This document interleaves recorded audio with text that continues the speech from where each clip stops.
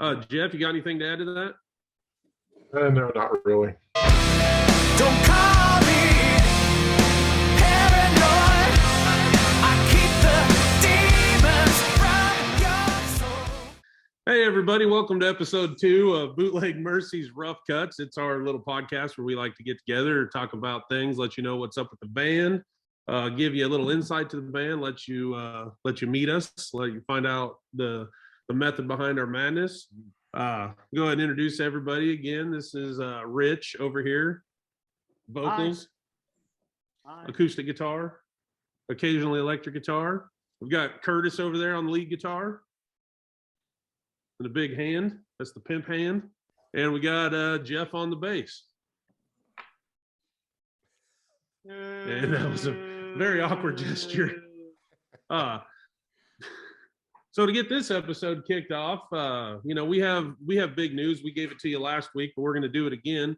We're releasing a new single it's going to be February 14th, called Lift and Divide. It's going to be the first single that we have released that features all of us recording. There's been some music before Rich and I were involved in that we have released.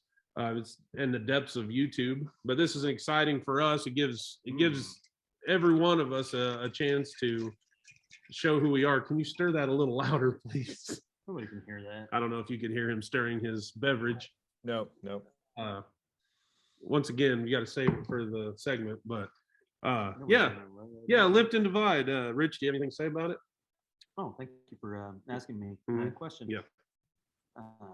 Yeah. Actually, Lift and Divide. Yeah, it's this is one of our good ones. Yeah. Oh, they're not all good? No, there are a few that if you go into the dredges, like we've been talking about these that maybe trying to rehash some old stuff that I don't think it would probably work out very good with what we're doing nowadays. But well, we had one that had a strong Maroon 5 vibe to it. it did. That was a I'm trying to impress a girl song. Yeah, that's what that was. Yeah. And we had another one was called Failed Miserably. Yeah. We had another one that was Creed Unplugged. Is that what Curtis or Jeff called Creed it? Unplugged. Yeah. Yep. Creed Unplugged. Yeah. Awesome. And there were some of those songs that didn't even make. That's true. We didn't record them all. There's a song called Bus Ride that should have never been recorded. Should have never been recorded. But for our diehard fans out there, all that stuff is on our YouTube. We released 5 tracks back in, I think it was 2014. You compare that to what we've released now, and you can really tell the growth. Days. Yeah. But it's out there. Go listen to it. You might like it, you might not. But either way, it's getting us more views on YouTube. You got to start somewhere. And that honestly, that was something we recorded in a church basement on GarageBand. That and our good buddy Jason Waller, if he's ever listens, shout out to Jason. Did as good of a job as he could possibly do. So yeah, I mean, it is what it is. But yeah, no, the new stuff, Lift and Divide. Pretty excited about this because this is gonna stretch out to 5 total songs coming out that we're really happy about. And Lift and Divide is we'll just let Lift and Divide speak for itself, I guess. I don't want it to become a Tide commercial. So do you want me to play it right now on the podcast? Yeah, play it right now. I could punch it in. I don't know if I will, but I could. We'll talk about it after the podcast. I think I piqued Curtis's interest on that one. Oh, yeah. Well, there is a teaser video for it out on the YouTube. There is a teaser video. Yeah. Maybe we can link to that somehow. I don't know. I know they do these little links where you put it up in the corner and stuff. I don't know how they do that. Right here. Oh.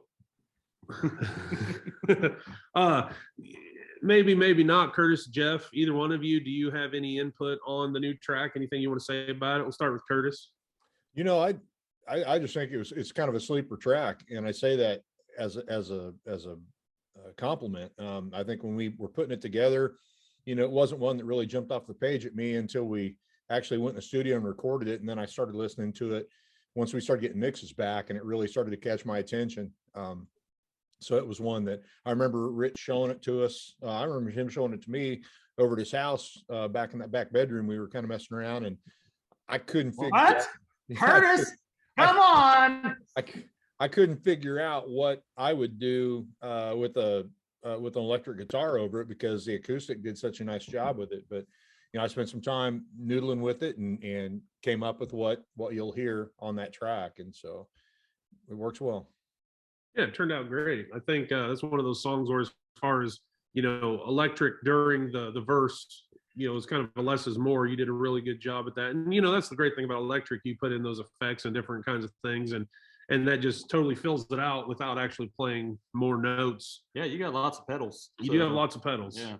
Well, now he's got one giant pedal and a couple Big. little pedals. But a little secret just for the podcasters here. And I dug that effect out that we used in the studio. So I'm going to use the actual effect rather than trying to mimic it on Helix. I'm actually going to use the real deal on that one. So wow. Yeah. All right. Yeah, I like that. I do too. Jeff, you got anything to add to that?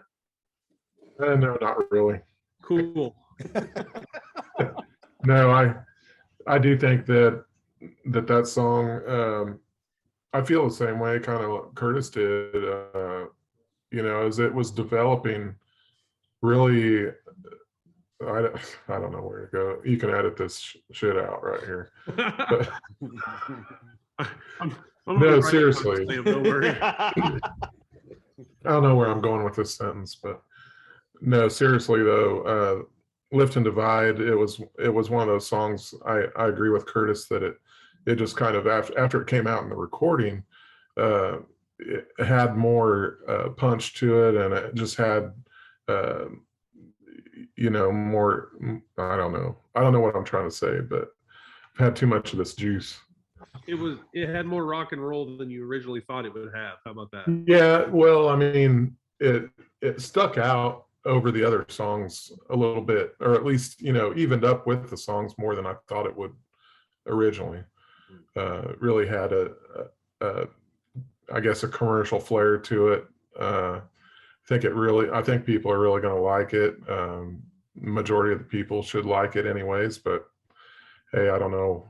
I'm not them, so we'll see what happens. Yeah, I think the fact that it's not just a straight 4/4 song, a little different time signature there, it helps to give it some uniqueness. I personally love songs that are in 6/8 rock songs and 3/4, anything that's based in threes. To me, sound really cool. So I think that's probably what set that song apart initially.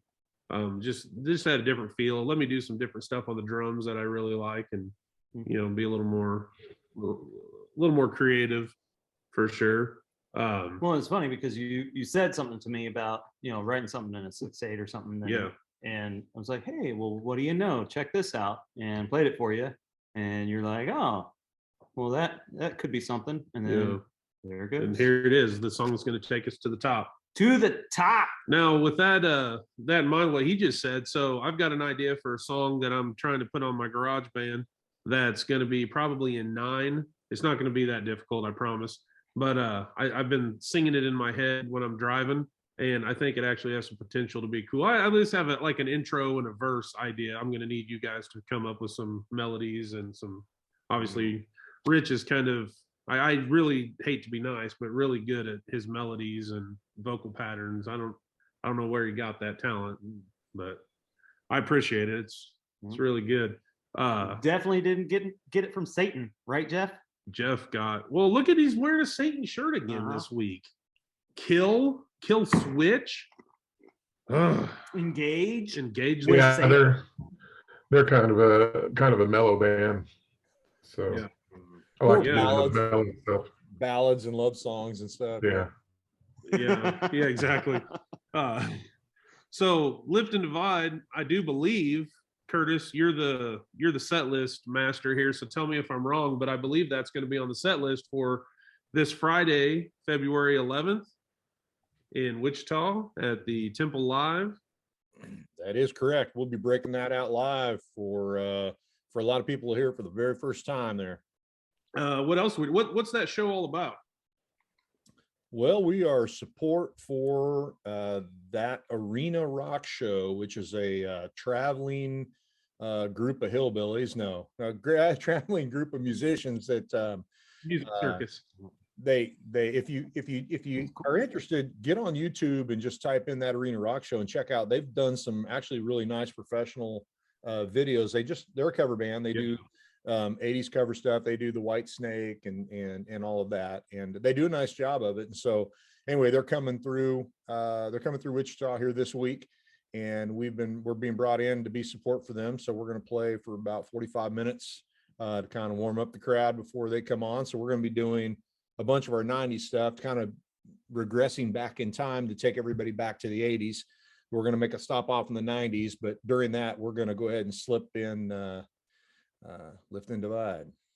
Yeah. Now, do you think we even say anything when we play the song, or do we just play it and don't say this one's getting ready to release? That way, if you don't, What? well, listen, this is my thought on this. If you don't tell them that it's an original and you play it and they clap, then that means they actually do like it. If you tell them it's an original and they clap, then it might just be pity applause. You see what I'm saying? But that's why you tell them after you're done playing the song that was an original song. Yeah, but you also have to consider that's going to be Rich doing the talking, and we all know how he does with the talking. so Hey, I'm really good with the singing and the drinking, but when it comes to the talking, no, that's somebody else. so Curtis is good at that.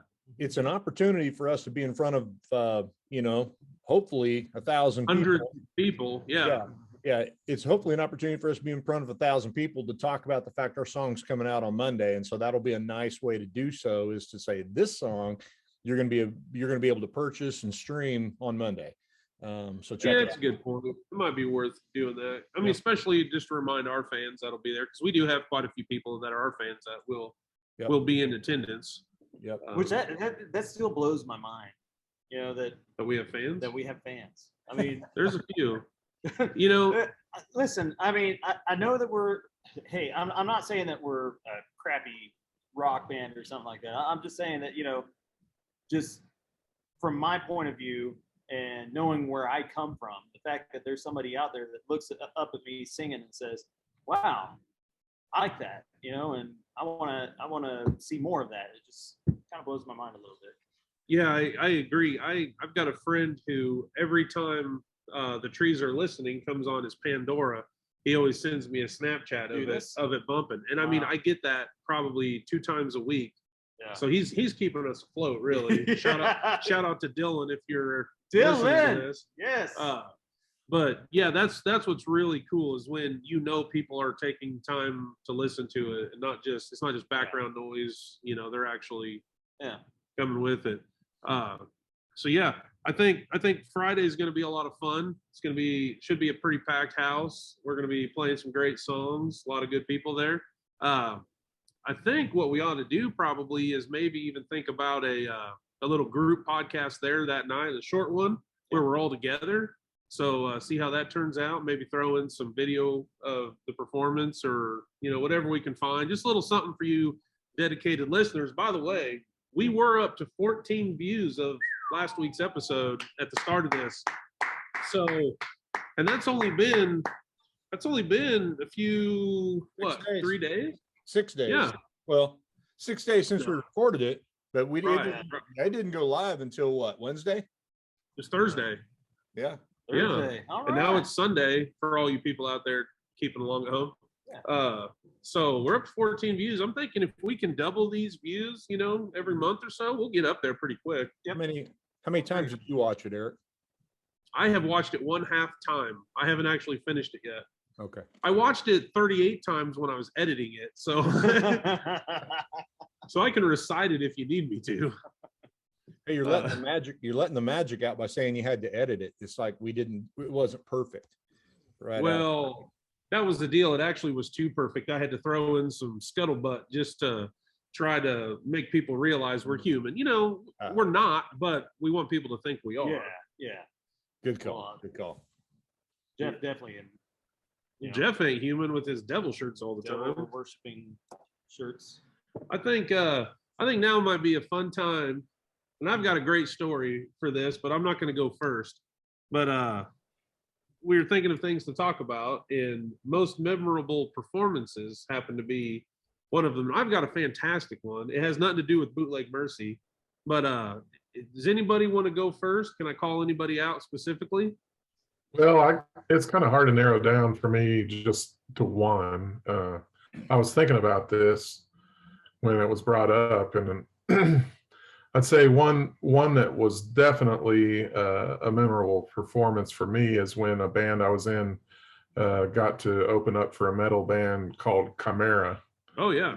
in Wichita, and that was great. I got to meet pretty much the whole band except a singer, because Mark is just kind of one of those guys that's doesn't come out of the bus until it's time to perform, you know. So anyways, that was great because that was one of my favorite bands at the time. I wore that first CD of theirs out. Oh yeah, definitely. And then we also got to open up for this band that you may have heard of called Prong. Oh yeah. And I got to meet Tommy Victor and talk to him personally. He's a super cool dude. They got their start there in CBGB's in New York, and he was just super laid back and a cool dude to talk to. We gave him one of our band t-shirts, and he actually wore it when they played, so that was kind of cool, I thought. Nice. And then probably my other memorable moment would be getting called last minute to open up for what was supposed to be Lacuna Coil, Superjoint Ritual, and I can't remember the other band, but we ended up opening for Lacuna Coil there in Wichita. And I don't know if you've seen Christina Scavia, but she's a beaut. Yeah. You know, so it was pretty cool. And that was actually the first time that I actually noticed people not actually playing through cabs on stage. They had cabs on stage, but everything was kind of through the pedal boards, like what Curtis is using and what hopefully I'm going to use when I get this latest patch updated. And that was pretty cool to see. I was like, wow, they aren't even like playing through stuff on stage. It's just everything's direct in, but they sounded amazing. So those were my memorable performances for sure. That's one of those secrets that you learn about as a fan or as a musician. You go up on stage and you see, well, holy cow, these guys aren't playing. Those boxes don't even have speakers in them. What's going on? It kind of blows your mind. And, and then you learn, oh, okay, well, there's easier ways to do this and more expensive ways, but easier. What do you got, Curtis? Well, I didn't realize we were going to do three. I thought we were going to do one. But anyway. No, you can just do one. Since Jeff kind of set the stage there, I would say probably I've got a Blues Brothers story in that I was playing in a 80s band back in the day, and we got booked into a club, and we set up and we came out. Of course, it was 80s. We had the hair and the clothes and the lights and the smoke, and we opened the show with Slide It In by Whitesnake, and we hit the stage and we noticed all the women had poodle skirts on, and we play Slide It In. Of course, if you know the song, I mean, our singer was really hamming it up, and it didn't go over great. And so we went right into the next song, I think, which was Shook Me All Night Long. And again, it wasn't working.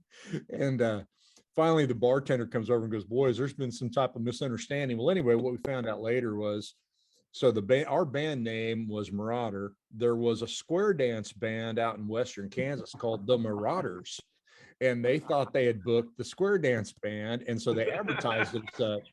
And so these square dance troops from all over the state had come in to dance the night away at this club.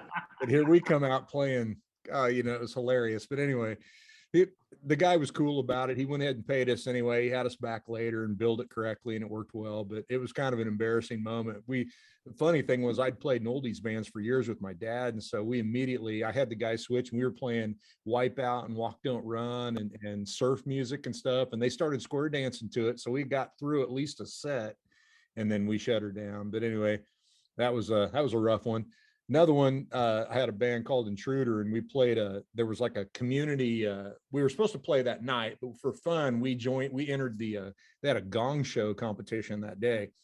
And we set up, we were kind of the heavy hitters, we're thinking we're just going to plow through this and win or whatever, And so we did a mashup of Heartbreaker by Led Zeppelin, that went into "You Really Got Me" by Van Halen's version, and we got gonged before we even got to "You Really Got Me," and it was a it was kind of an ego check, because the guy that won, the guy that won was some really heavy set guy up there with an acoustic guitar and a harmonica, and he did a version of Michael Rhodes' "Boat Ashore," and it was brutal, and he won, and so we were feeling pretty mortal, The last one I would mention was I played in an oldies band with the brass section and everything else, and we played in Topeka for a wedding, and it ended up being like a senator's daughter.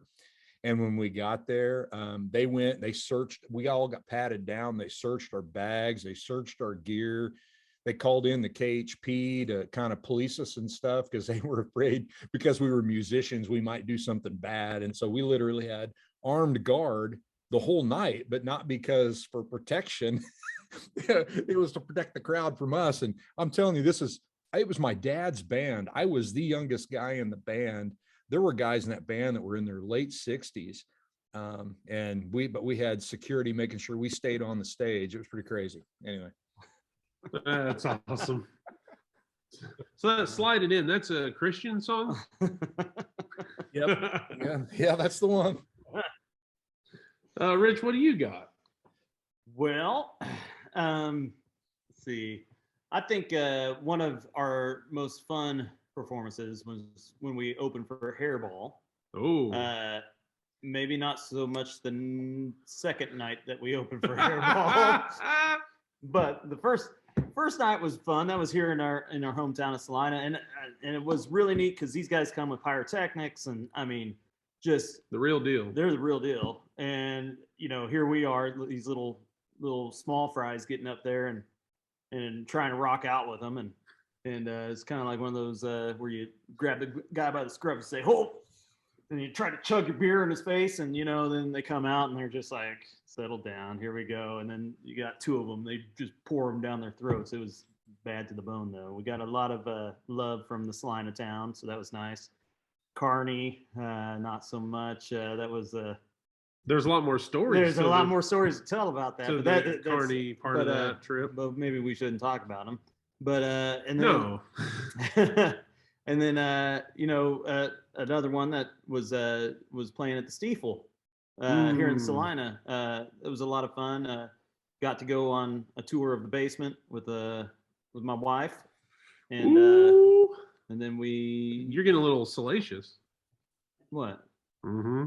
Well, I mean, and then trying to get somebody to help me out and say, "Hey, watch the stairs. Can somebody get the two security guards that are at the top of the stairs now? Can somebody draw them away so that we can sneak back out of the basement?" Yeah, and I could have done that, but it wouldn't have been as funny if I would have done that. Nobody would. What do you know? So I'll never forget the looks from these guys as I have my wife by the hand. We're walking up the stairs, and "How you doing, guys?" And they're just kind of doing one of them double take things, and then our 28 viewers to this episode are in for a treat. And if they want to email us, we can give them more details after the fact. The strangest thing is that we were just kind of looking around for.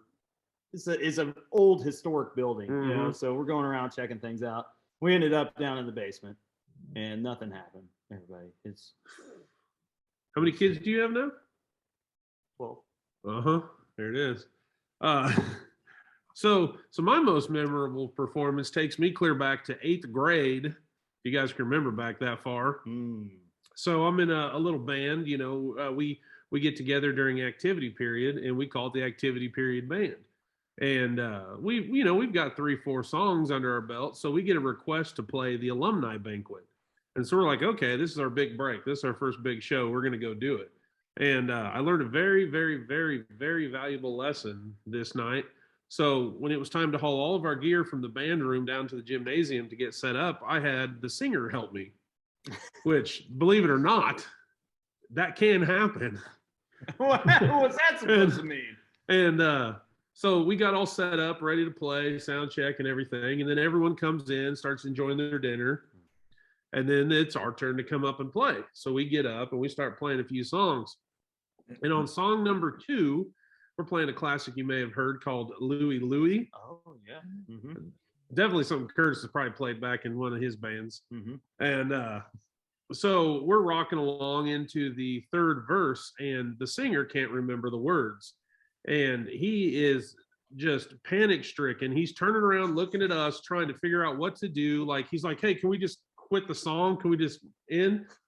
Luckily for Mr. Morgan, Marvin Morgan to be exact, the entire right side of my drum set just fell. I lost a crash cymbal, a ride cymbal, and a floor tom all at the same time. So you were the idiot. The music stopped. I sat there looking like I just shit my pants. Everyone starts laughing. I immediately want to jump off the building. But what I learned was, don't ever let anybody else set up your gear for you. Yeah. Don't let anybody tighten your wing nuts, because it's not going to end well. So yeah, that was my most memorable performance. I'll never forget it.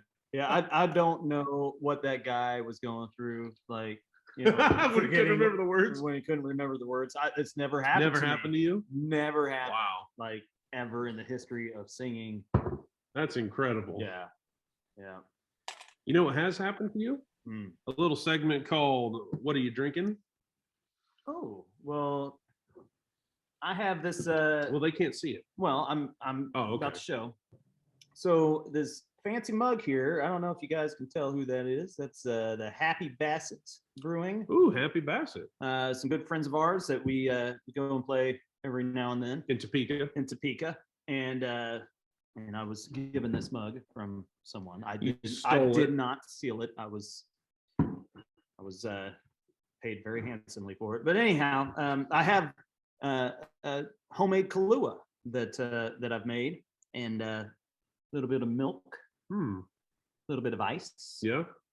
splash of Coke, Oh. and becomes what they're called a Colorado Bulldog. So it's a White Russian with a splash of Coke is a Colorado Bulldog. It's very delicious. It's got a very nice diarrhea color to it. Well, it's very strong coffee that I use in it. So are you not going to be able to go to bed tonight after Probably you not. drink that? No, my heart is beating like, a million miles per hour right now. So Gotcha. Curtis, I see you setting them up next. What do you got? Well, I've got a little concoction here of healthy drinks. It is little Gentleman Jack and some cinnamon moonshine. It makes a very refreshing summer drink for after mowing, after dinner, after breakfast. After anything. So that Gentleman Jack, I think I've tried that once. It's kind of smoky, isn't it? No, it's not, but it's pretty smooth. It's not it's not as it's not as probably a punch in the mouth as the Black Label is. It's a little smoother than that. It's not quite as smooth as a $79 a bottle Black Label single barrel, but it's pretty close. Yeah. It's pretty close. Gotcha. Jeff, what you got? Well, I went to the liquor store Friday and to restock a few things, and the person there said, "Well, why don't you try these?" Because I was gonna get something that was already a screwdriver, kind of pre-mixed, So I was looking at what they had, and this guy says, "Well, these are pretty good. I had several people buy these, and so I'm drinking juice, which is." I don't know if you can see that. It's juice. 14%. Holy cow.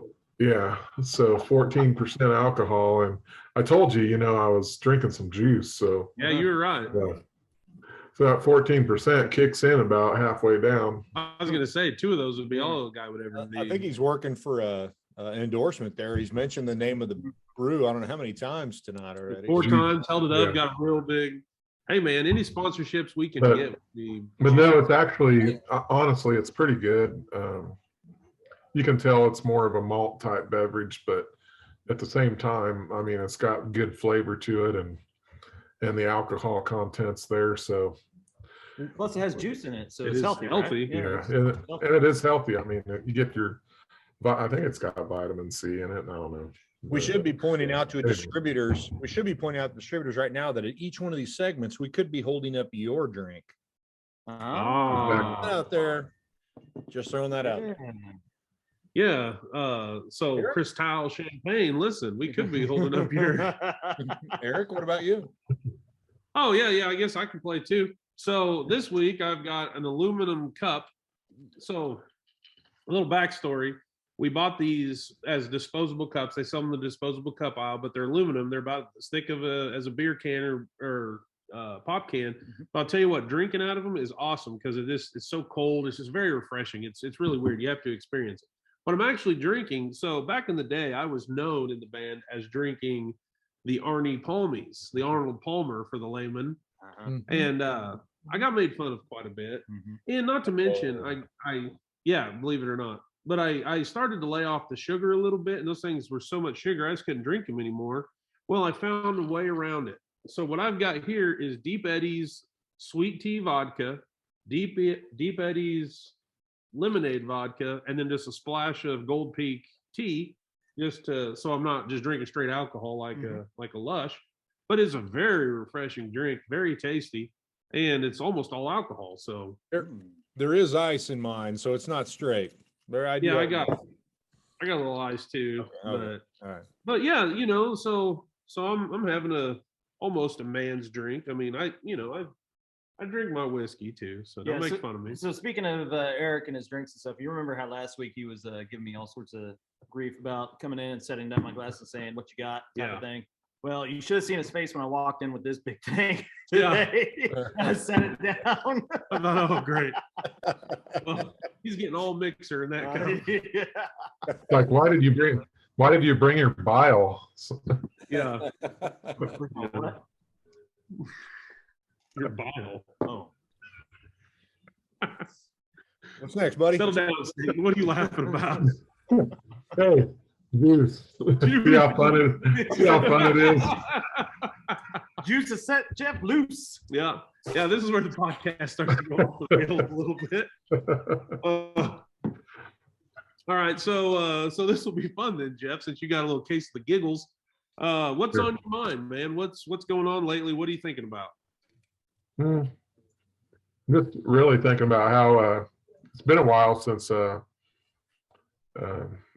Aaron Lewis, but it's been a while since been on stage, and I'm super excited about this Temple Live. I've heard what a cool place it is, and that's really what's been on my mind here lately, and how I want to make sure that everything's tight with what we're doing, and we put on a great show there, and I'm excited to see all the fans show up there that haven't seen us for a while, and especially in Wichita, and I'm just super excited and stoked for that.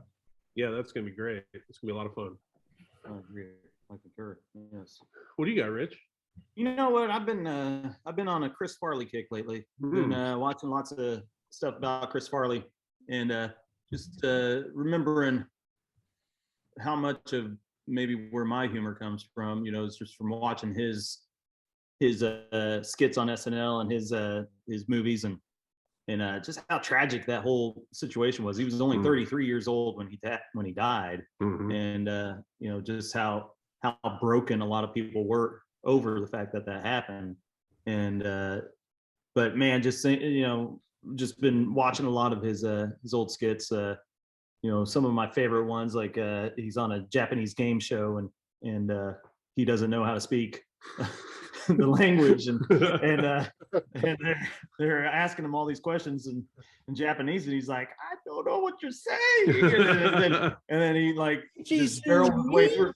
Yeah, Or whatever. Super cool. And he's like, you got these guys getting the wrong answer, then they got to cut off a finger, and he's just like, for the love of God, I don't know how to speak the language. Does anybody know English? And yeah, man, I love that guy, man. I just just kind of sucks because that he would have been rolling still today. Like, He'd have been canceled a long time oh ago. yeah, I'm sure.